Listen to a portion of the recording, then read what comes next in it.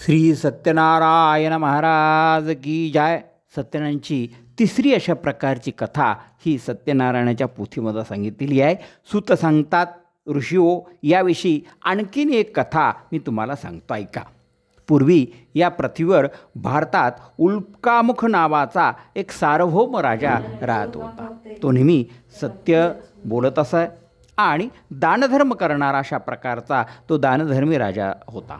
एके दिवशी आपल्या पत्नीसह तो नदीच्या किनाऱ्यामध्ये सत्यांची पूजा आणि करत बसलेला होता. त्यावेळी त्या ठिकाणी एक साधू आणि त्या ठिकाणी आला आणि त्यानं विचारलं की हे राजा, तू या ठिकाणी काय करत आहेस? राजा म्हणाला, मी सत्यांची पूजा करत आहे.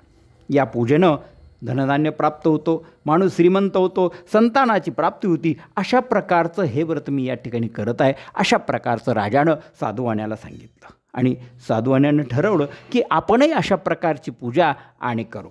असं त्यानं ठरवलं आणि तो घरी गेला आणि त्यातली आपल्या जो प्रिय पत्नी आहे, या प्रिय पत्नीला व्रताची माहिती सांगितली आणि तिनं आणि त्या साधुवाने दोघांनाही अतिशय श्रद्धेनं सत्यनारायणाची पूजा करण्याचा संकल्प केला की आम्हाला अशा प्रकारचं जर मुलगी प्राप्त झाली, धनधान्य प्राप्त झालं तर आम्हीही सत्यनारायणाचं व्रत करू. अशा प्रकारचा श्रद्धेनं मनोमन त्याने संकल्प केला आणि ते आपल्या कामामध्ये मग्न झाला. सत्यांच्या कृपाप्रसादानं त्यांना एक मुलगी जन्माला आली आणि त्या मुलीचं नाव त्यानं कलावती अशा प्रकारचं ठेवलं.